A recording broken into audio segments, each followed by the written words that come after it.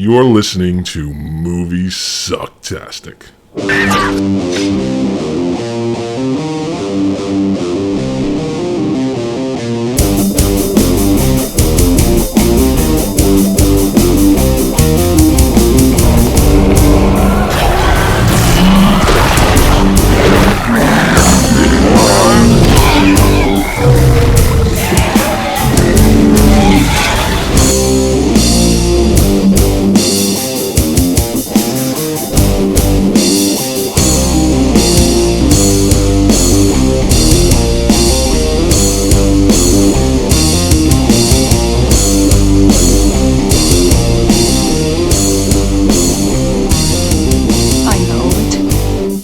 Sounds like some bad movie.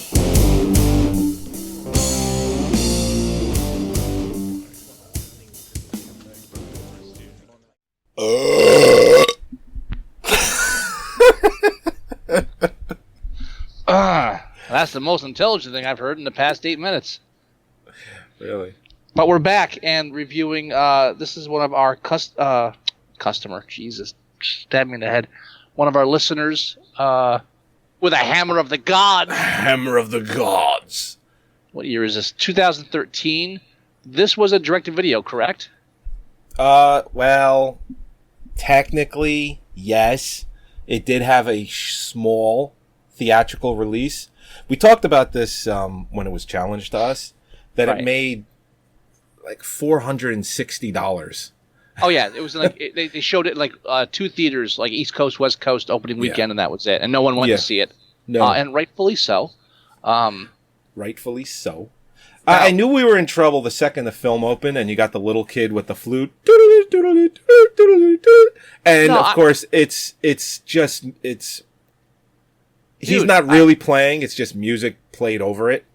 I'm ahead of you. I knew we were in trouble as soon as the opening. The first thing you see on the screen is a history lesson. Well, yeah. Because the first thing you see is historical information that has no bearing whatsoever to our enjoyment of the film. Okay, Saxon resistance in 87 AD Britain. Who gives a fuck? Just, don't give me dates unless there's going to be a quiz at the end of the test, at the end of the movie. Just put us in there. We'll figure. Do we even need a reason why medieval England people are fighting? That's all they did, right? That's it. I thought all England did was like fight itself and fight other people, like just warring nonstop all through the Middle Ages. That's it. That's all it was. Yeah. So warring and whoring. I don't need to know the year or who's fighting who. Just tell. I'm just gonna assume the people we're following are the good guys. That's right. Rape the fields and pillage the women. Yeah. And trim the hedges. What the hell are you? This is yet another film that I'm watching, and I'm just saying, this would be an awesome video game. If they had just made this into a video game, you'd have my attention. Because it flows like a video game, just from the opening of the film, where you get introduced to each character, Hagen and Steiner. It's just like, all right, fine. They're badasses. They're killing shit, and then it's pauses, slow-mo pause. Yeah, right, give me a stop. This is like 5 guys, 5 Celtic warriors, whatever the fuck you want to call them, and the first we get a nice slow motion image of them climbing over rocks, because that's one thing that really sets a dramatic mood is slow motion rock climbing. There you go. And then they go over the hill, and they're faced by 15 guys, outnumbered 2 to 1, and they take them all out. And then afterwards, they were just farmers. What are you killing farmers for? Then they'll farm in hell. Really? Who wrote this?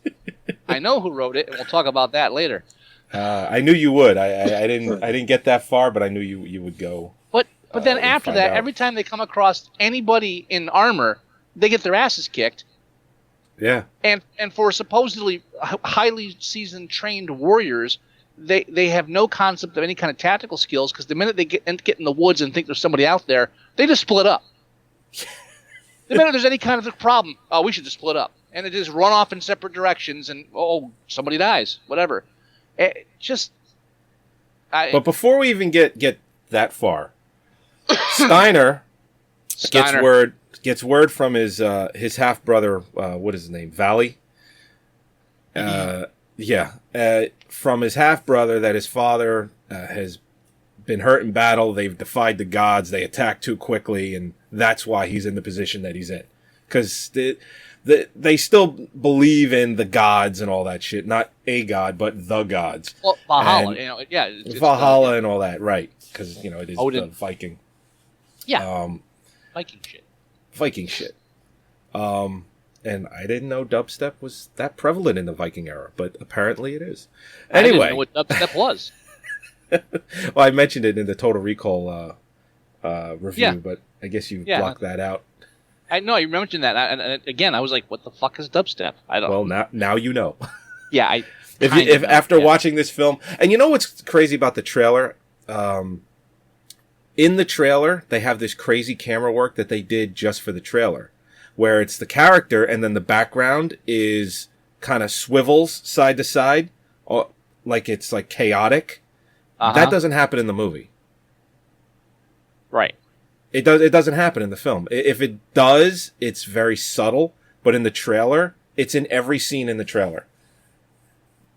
So that's false advertising right there. They're selling something that doesn't, they don't make. I like during the opening fight sequence when they're killing the farmers. Yeah. That there's lightning in the background, and I'm like, oh, I think a storm's coming. Man, and that's about as subtle as this film gets. 300 really fucked up the genre, didn't it? Everyone's like just trying to reach that echelon, and just no one's going to reach it. Well, I don't think this film was really catering its. I thought the same thing. I was like, wow, this is like 300 minus 287 or so. But I really think it's going to trying to copy something else that we will talk about shortly. Okay. All right. I think I know what you're going to mention. Maybe. Right. Now, you mentioned that they came because the king. So they go to see the king, and the king tells them, "You have to go find your lost brother because he'll lead us to victory." Or right. You have to go find him and find our next king. But he's been banished from the town, and if anyone speaks of his name, he'll be killed. But go find this guy anyway. Who? Who? Aha! Ho ho ho! So, but yeah, it's silly, and the actor that they got, what's his face? Something Cosmo. For who? The father, the king. Okay, I mean, he's been in everything James cool Cosmo. From. That's right, everything cool from Braveheart to Game of Thrones. That's now in its fourth season's coming up. So the guy is awesome. This is what he does. He's good at it, and I don't know if maybe he was talked into being in this film. I don't know, but even on his deathbed, he's the best thing in the whole fucking movie. Yeah, no, I like kill your brother. I can't do it. Well, you better go find somebody else. Somebody else that's going to kill this guy if I tell him to. Ooh, excuse me. So he sends his son out on a journey, mission, whatever you want to call it, to go find his older brother who will lead or be king because he feels he's the most qualified.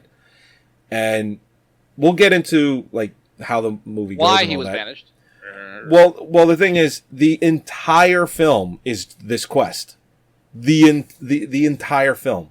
You got the 10-minute opening, 5 minutes really, introducing the characters, 5 minutes talking to the king, and then the other 90 minutes, 85 minutes of the film is this journey. Which isn't really a great journey. No. I think Beastmaster had a better journey. Now, when one thing I liked is when Steiner arrives to meet and Valley catches them and he says, "Oh yeah, he was fed gruel this morning. The onions could be smelled this afternoon to the belly, so we know that the open wound is in his stomach and it is pretty much saying that they could smell the food through his open wound, so it's not healing." And all I could think of is, somebody read a high school history book. Because even I know that they used to do that. So, at least it's that's about as deep as the film goes as far as actual historical stuff, except mentioning Valhalla every now and then. Every once in a while they do it. They're really defiant towards, or at least Steiner is defiant towards the gods and all that. Doesn't really believe it. He's got the one friend that keeps talking about omens, and Steiner's like, who gives a shit about that? Dark days and, deeds. And he's like, oh, it's not this total opposite, dumbass. I don't know. He says, dark days require dark deeds. He says, no, they require light. Now, what I like is when they first start off on the journey, the first thing they come across is a woman tied to a stake and 4 guys throwing rocks at her. I love that scene. And I'll tell you why I love the scene. All right, you tell me why you love it, then I'll tell you why I love it. Okay. I love that scene because they see this woman being attacked. Like you said, rocks thrown. She's just getting the shit kicked out of her. They're just throwing rocks at her. Well, they're hitting her in the head. They're getting her pretty good. But I'm saying they're throwing rocks at her. Yeah. So no one's going in there hitting her. They're just throwing rocks. No. They're just throwing rocks, and eventually they'll probably make their way to kill her. That's the whole point. So anyway, they're on horseback, and they said, we should just, go in the other direction. And he's like, yeah, let's do that. But they go up anyway. Well, the reason why I love the scene is because they slaughter everybody. Everybody dies to save this woman. Right?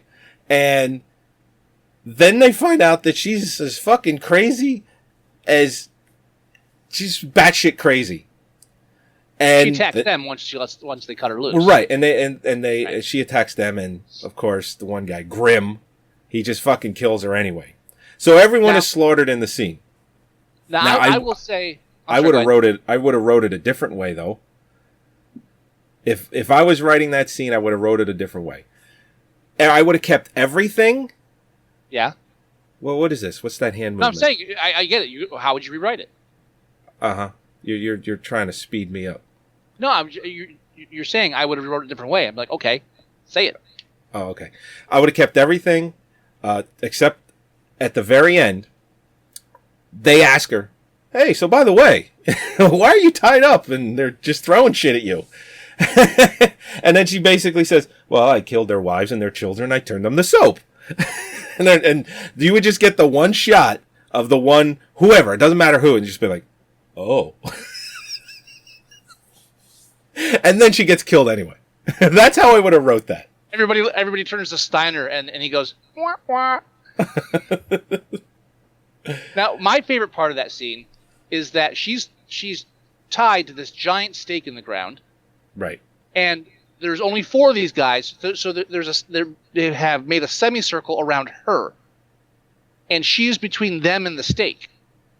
Right. And there's like a good 12 feet or 10 feet of rope on her. She's not running away from the guys with the rocks. She's got a full 360 degrees she can run with that rope to get away from them. Maybe try to put the thing, but she's just standing there, actually like walking, leaning towards them as far as she can, getting as close to the guys with the rocks as possible. And yeah. I would have had them save her and then have her be crazy and then run off and then keep following them like the dog from Outlaw Josie Wales. Oh. Just, in the background. Sure. That's me. That's you. I'd rather have the crazy lady that you don't know why they were stoning her than the attractive woman they find with the bear guy, who's the next stop in their journey. Right, who is apparently good buddies with the brother Hagen. Haggis. It's a little too close to haggis for me. Everything's a little too close to haggis. Mm. And look, this guy, he's dressed like a giant bear, and he'll only tell us where Hagen is if we have an arm wrestling competition, which might result in me being forcibly sodomized. Yes. And they go and they make it a point at the camp or campfire the night before to say how this guy just loves having sex with boys. Oh, he doesn't hide it. He's pretty open with the whole idea. I will make a woman of you. Yeah, he's just keeps calling him princess. You might like it too. He said he did everything except say, "I'm going to fuck you in the ass." Well, when Steiner cheats to beat him in arm wrestling, he's like, "You asshole." I like assholes. Which we already knew. We already knew that, which apparently is why that scene was supposed to be funny. That, by the way, probably the best line of the film. Probably, yeah. Which is really not that should tell you what the rest of the film. At the beginning, when Valley said, "We haven't always seen eye to eye," it's like any writer who puts that in a screenplay should have their eyes stabbed out. Really, Vikings? Yeah, exactly. Can we get something a little more flowery? I'm going to use a phrase that it's been like in every television show since the 1970s, and we'll just hash this out. Yeah, it's a good cop, bad cop. Good Viking, bad Viking. How he cheats is he just throws a rope at him under the table.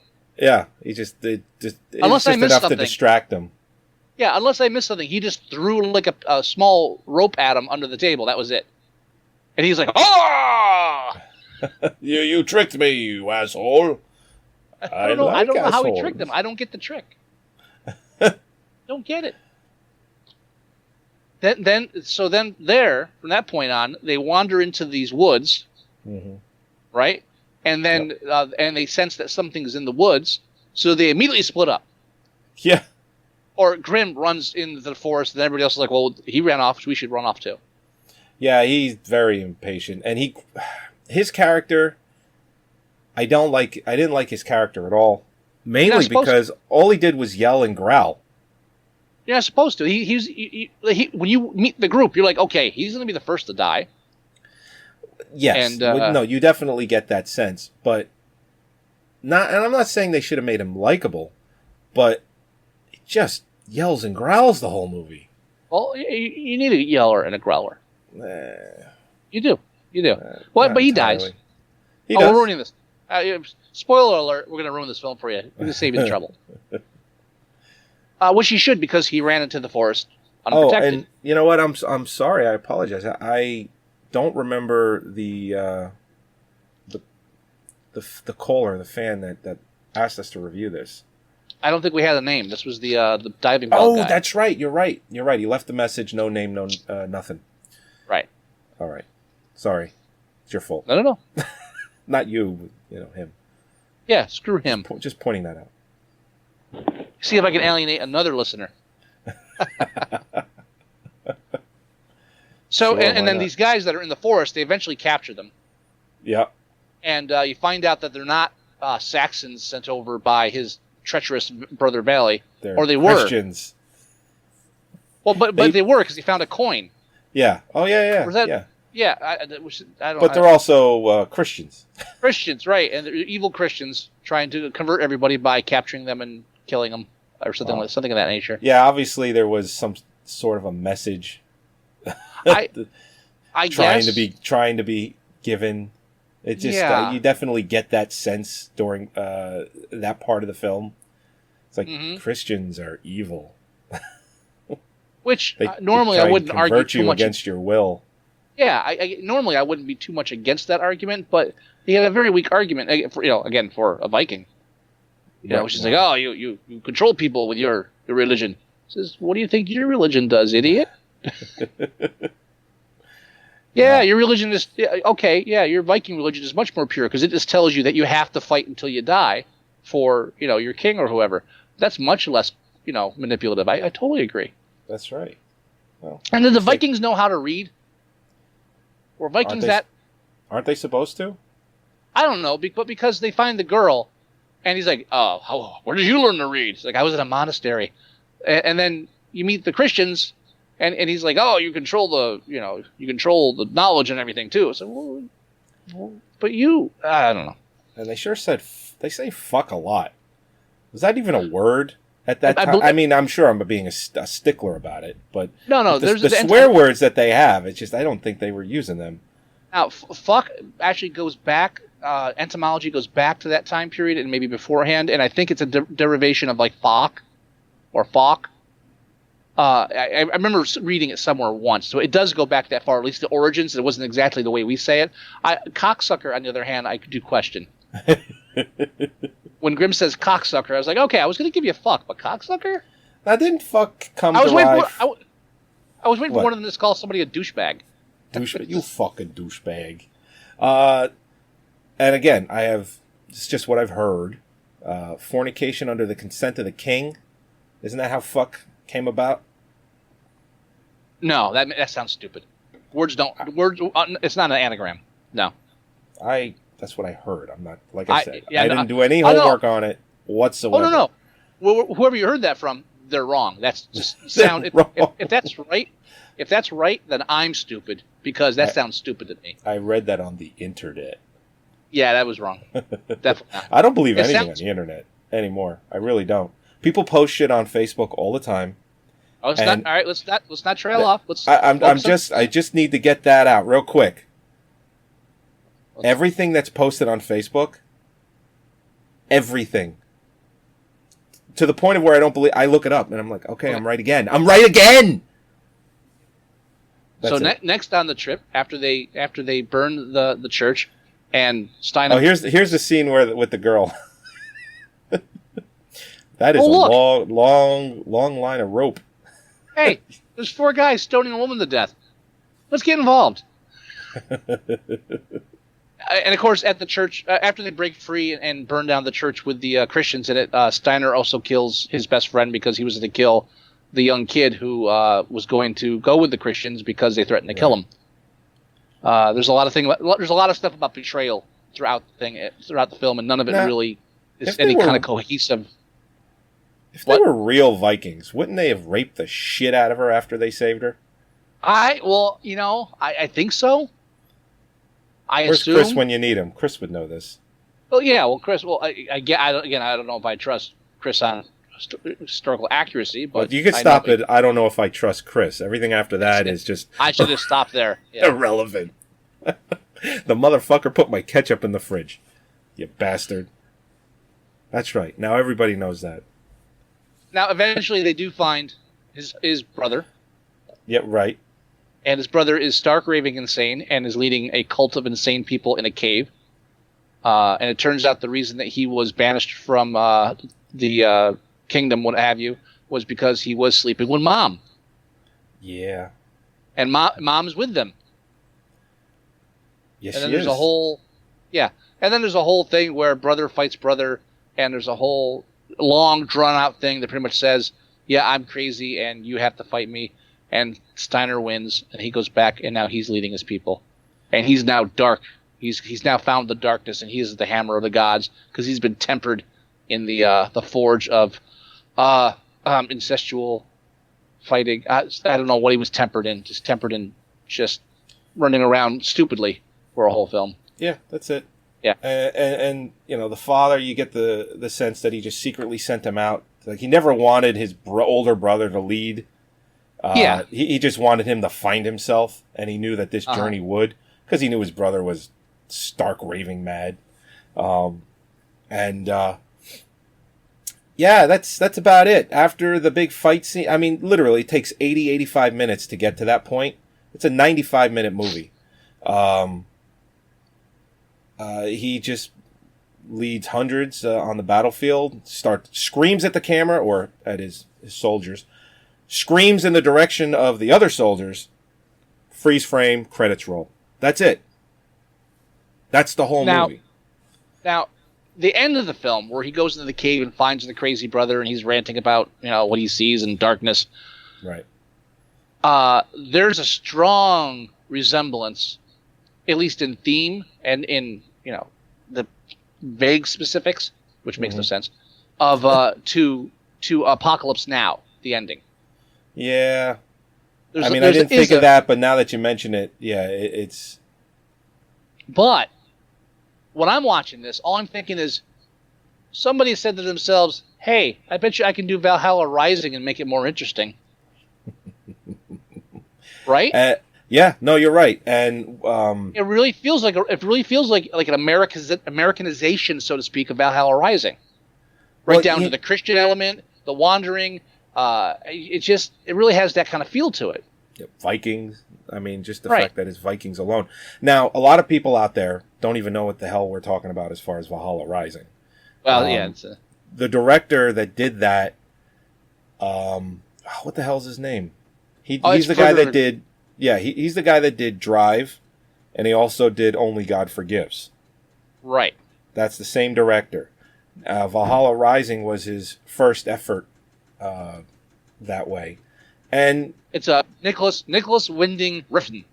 That's it. And slow, He little slow. He wrote and directed. Yeah, but it has its moments. Slow in an art house kind of way. I mean, it's slow, absolutely. But I mean, the one film I kind of compare Valhalla Rising to is Agira Wrath of God, which is also painfully slow. But there's a lot going on there, thematically. Now I'm thinking to myself, this really is, and some of the scenes too, just really feel like they were framed like they were from Valhalla Rising.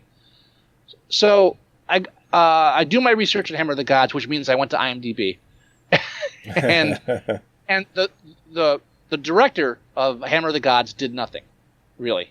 He's a television director. He has a lot of television directing. Had a couple of films that nobody's ever heard of, and this. The writer, Matthew Reed, is mainly a producer who's produced a lot of films, including Only God Forgives. Really? And has a writing credit on Valhalla Rising. The writing credit is also written. This is why I count on you to do this research, because I didn't have the time. Apparently, for it. he has a work. This guy Reed has a working relationship with Refn. He's worked on films before, producing. He's a producer. He is mainly producing, and he's written a couple things. Basically, he wrote. He has additional writing as his credit, which says to me he made some suggestions to Refn, and Refn's like, okay, we'll put that in the script.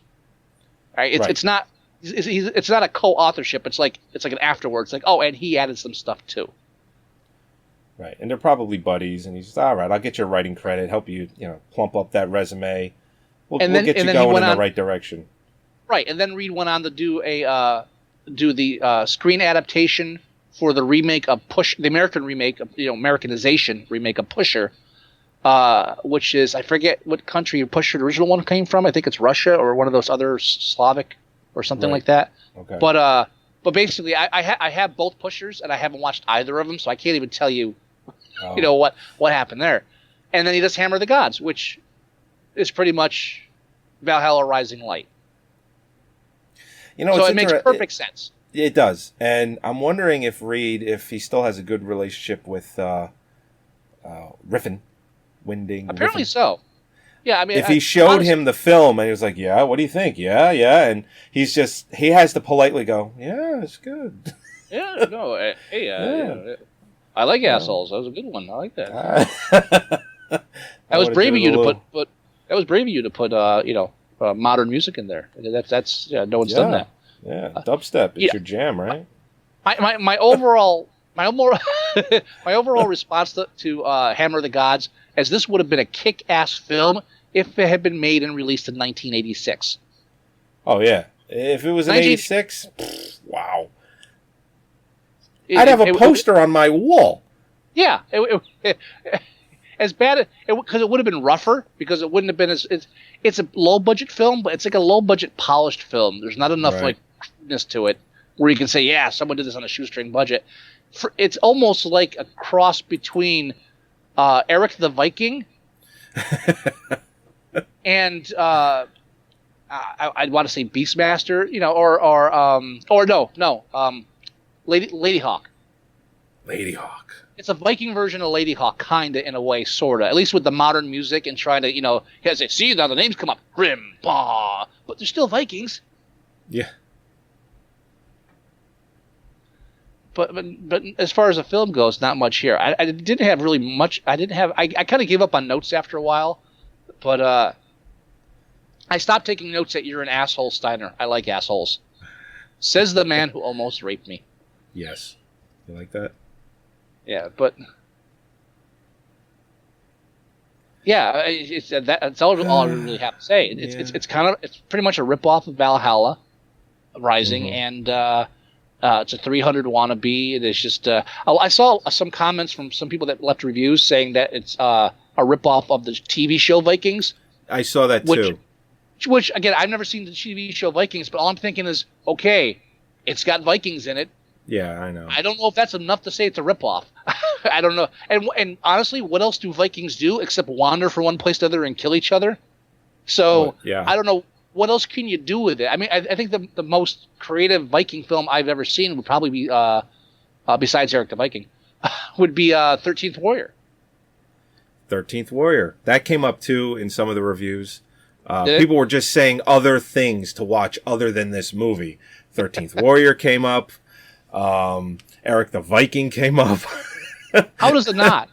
Right, exactly. So there's a few things that people were saying. Just watch this instead. Watch this instead. You'll have a much better time. So. You know what would have been now, at the end, because again it's revealed to him that his mother had left with him and he's always carrying this necklace around, which you find out is, oh, it's because I miss my mother because she disappeared too or died or what have you. And then he finds out, no, she ran off because she was sleeping with my brother. So when he kills the brother, he and the brother both go in the pit of death. Right. Yeah. And then he comes up, and the mother tries to kill him. Like she comes up feebly with a knife. I thought it would go so much better instead of like her, because then he turns around and just pushes her in the pit. It's like, eh. It's like, eh. What is it so much better if he kissed her? Just like bent her over. It's like, ah, then threw her in the pit. If you're gonna go dark, go dark. You know. Well, if he did that and he just was, I don't know what the fuss was all about. And the girl that like they found with the bear that's waiting for him because she was taken in by the cult too. Right. Like when he first comes out of the pit, she like gets up and runs to him. It would be great after he just like just augers his tongue into his mother before he throws her over the pit. Watch her take a step or two back. It's like, I don't know if I made the right choice. Had a little bit of flavor to it. Yeah, I mean, just like, and the guy, the bear guy, what the fuck's his name? It doesn't matter. The bear guy. They go to him only because he knows where Hagen is, and then he's like threatening to rape Steinem, and making him play this drunken over the top arm wrestling, and then they become buddy, and the other guy's saying the only way we're gonna find out information from him is kill him, which makes no sense whatsoever. Obviously. So then after he tells him, I'll show you where Hagen is, or I'll tell you, and he tells him where he is roughly, it's like, okay, now let's kill him. That's what I would have done. Just something a little. If you're gonna, I don't know. The film tries to be like violent, but there's too much mamby-pambiness to it. Oh, absolutely. A lot. No, It's way too moralistic for Vikings. Let me just say that. No, you're right. And that and the fact that they just I can't even elaborate on it. You're right. They just don't do things that Vikings do. Like I said earlier, they would have raped the shit out of that. They would have saved her, raped the shit out of her, and then she just would have been begging to get killed. Please kill me. It's or tagging along. Or tagging along just for survival. Yeah. Yeah, definitely way too civilized. Way too civilized for Vikings for my taste. I think so. But I mean, there's not much else to say about it. I can't think of any good high point. Was you're an asshole? I like assholes. That's it. IMDb has it rated at 4.6. What do you think? 4. You see, because 5 would kind of put it as it's average, and it's not. Well, it's below average. It's just below average, though. I mean, I've watched. This isn't a painful film. It's just what are you doing? And I'll admit, the ending is okay, but it's not worth the journey. The ending had to be a little bit more, a little bit sharper, and have a bit more to it than just, oh, okay, everything I believed is gone. Now I'm a harsher person. I need more than that. Again, when you realize that this is the guy. This guy has a working relationship with Only God Forgives. You're like, okay, you got to bring something to the table because this is this guy is like your buddy, right? And he's pulling genius out of films with no dialogue, and the best you have is we haven't always seen his weakest film, and not even by much. His weakest film is Valhalla Rising. Come on, and I would say only his weakest because it is a bit drawn out. Yeah. But only in that sense. That's sure. Thematically, what the film's trying to do, it succeeds. Then again, you know what? Some people would say the same thing about Only God Forgives being too drawn out. I think you might get that from people who, I don't want to say don't understand the film, but I think you're going to get the most criticism by people who don't get it or just don't like that kind of film. That obvious. That's what I'm saying. So you could kind of level that. But Hammer of the Gods and it seems unfair to compare this guy to that. But yeah, it's a lot. Hey, you know what? For a producer to suddenly go out and write a screenplay and make a film out of it, it could have been worse. It just wasn't anything special. I'm happy with 4. I don't want to say it's not. It's not fine. Good. Just a bit under average. Could almost take a point off for all the gurgling. Man, did they throw throw in the gurgling? The gurgling was. Come on. I like the gurgling. Every death had gurgling. As it should. What every death shouldn't have is the fake CGI blood splash. Well, yeah. That was a big part of the problem too. Right. So I got it 4 stars IMDb. 4 is good. All right, sounds good. Sounds good to me. All right. What is this? Episode 136 of Movie Sucktastic. We, again, thank you for joining us. Yeah. Thank you. You can go to our website at moviesucktastic.com. You can download all of our shows there. You can listen to them there as well. You can watch the show live. We have a live stream player on there, or you can go to livestream.com/moviesucktastic. You can go to iTunes. You can download our shows there as well. You can listen to them there. Please leave us reviews. We always love those. You can go to our Facebook page at facebook.com/moviesucktastic. Everything we do gets posted there. Movie trailers, the reviews, everything. You can leave us voicemail at 908-514-4470. You can email us, themovieguys@moviesucktastic.com.